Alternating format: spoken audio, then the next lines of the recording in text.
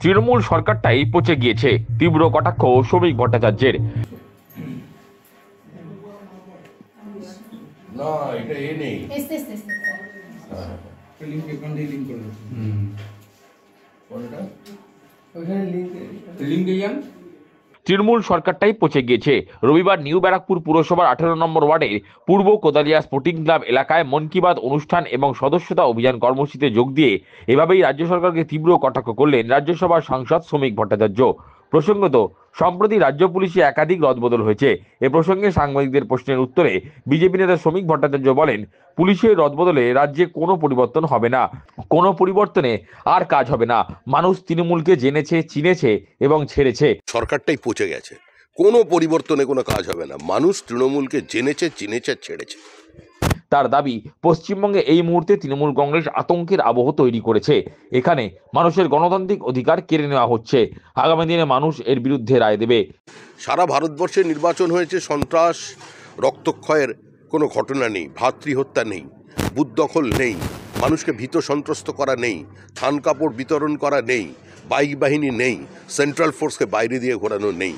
কিন্তু তারপরেও আমরা লড়াইয়ে আছি এবং পশ্চিমবঙ্গে এই মুহূর্তে তৃণমূল কংগ্রেস যে আতঙ্কের আবহ তৈরি করেছে, মানুষের গণতান্ত্রিক অধিকারগুলোকে যেভাবে বাজেয়াপ্ত করেছে, মানুষের বিরুদ্ধে রায় দেবে। তার সংযোজন, 2011 সালের পর বাংলা জুড়ে অত্যাচার চলেছে।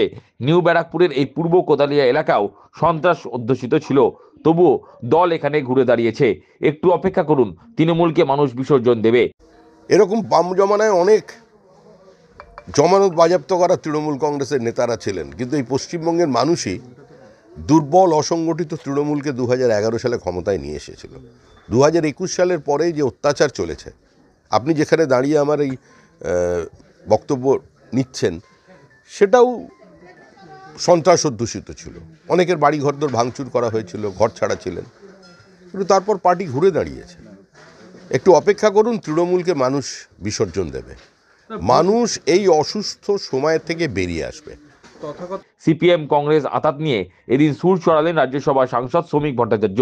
তিনি বলেন, সিপিএম এবং Congress no vote to BJP করে বিরোধী ভোট ভাগ করে তৃণমূলকে পেছনের দরজা দিয়ে ক্ষমতায় টিকিয়ে রাখছে।